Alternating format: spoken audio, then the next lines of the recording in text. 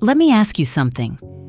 What happens inside you when something you truly wanted does not work out? Maybe you feel embarrassed, disappointed, angry, or even lost. For a moment, it can feel as if one failure has suddenly become a judgment about your entire life. But what if failure is not the final answer? What if it is simply information you have not learned how to use yet? This is where your next chapter begins.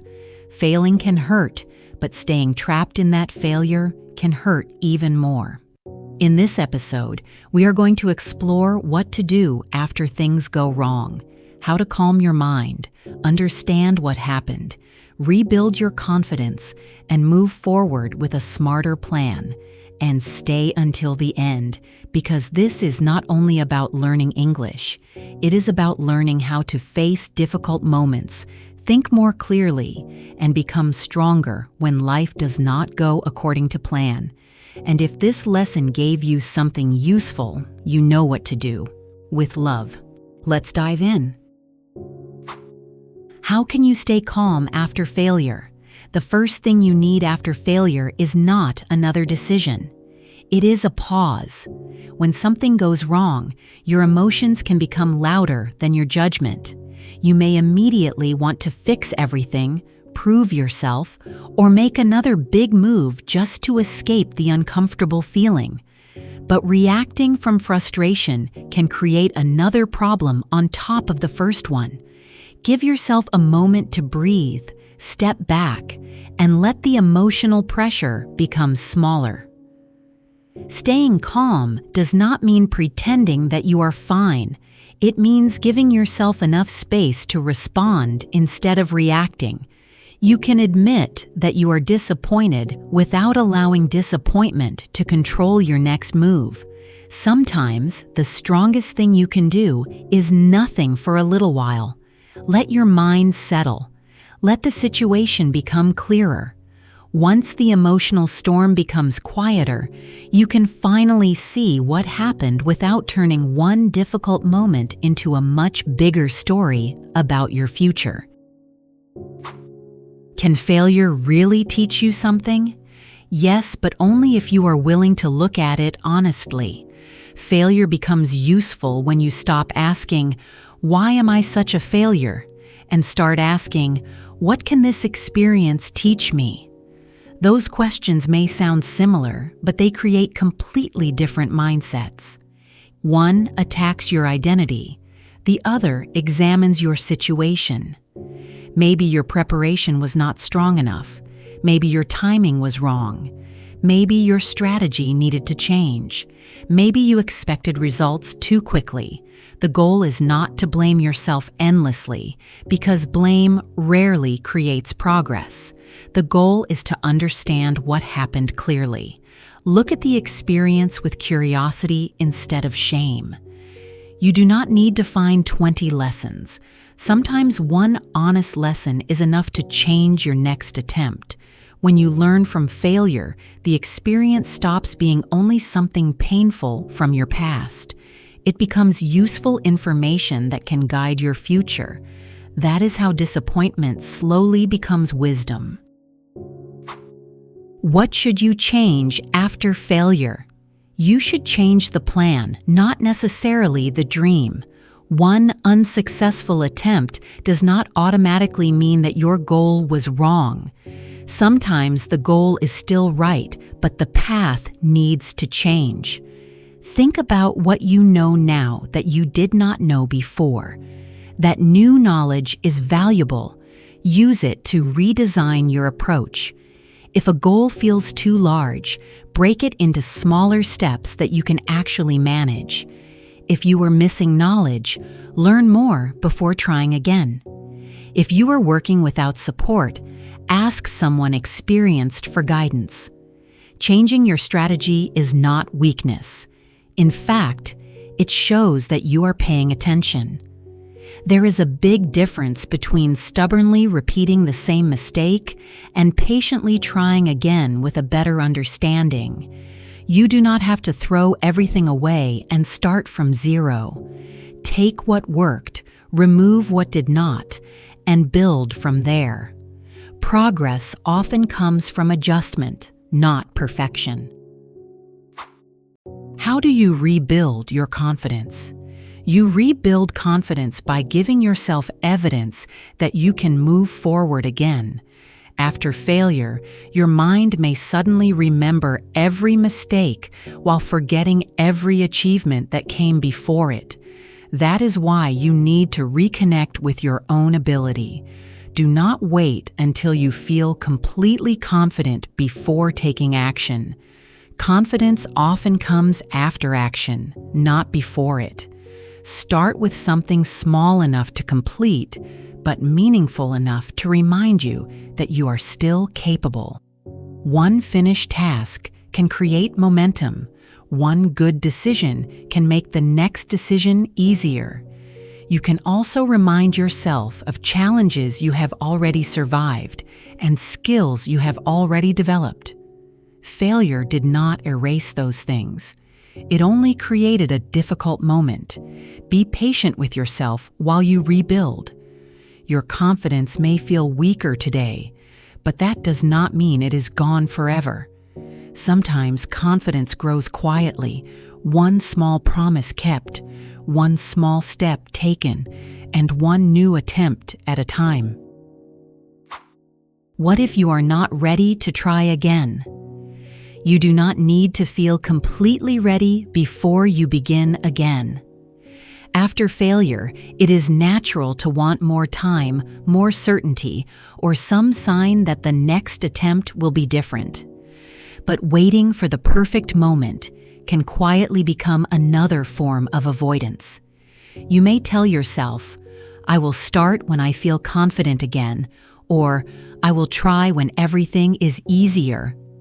The problem is that perfect moment may never arrive. Sometimes you become ready by taking the first small step. You do not have to make a dramatic comeback. You can simply begin again, carefully and realistically. Take one small action that moves you in the right direction, then take another. Action creates movement, and movement can slowly bring back your energy. The goal is not to prove that you cannot fail again. The goal is to prove that failure cannot permanently stop you. You are allowed to begin slowly, but begin. Can you keep going without losing hope? Yes, but consistency matters more than intensity. After failure, you may feel extremely motivated for a few days and then suddenly lose that energy. That is normal. Motivation changes, but consistency gives you something more dependable. You do not need to feel inspired every morning. You need to keep showing up even when your progress feels invisible. Think about what happens when you practice a skill. One day of practice may not seem important, but repeated effort slowly changes your ability. The same is true after failure. Every attempt gives you another chance to improve your approach. Do not measure your progress only by major victories. Sometimes progress looks like understanding a mistake, making a better decision, or refusing to quit when things become uncomfortable. You may still have doubts, and you may still feel afraid. That does not mean you are moving backward. Keep learning, keep adjusting, and keep going. One failure can interrupt your journey, but it does not have to define its direction. What if your failure changed how you see yourself? Then it is time to separate what happened from who you are. A failed attempt is an event, not an identity.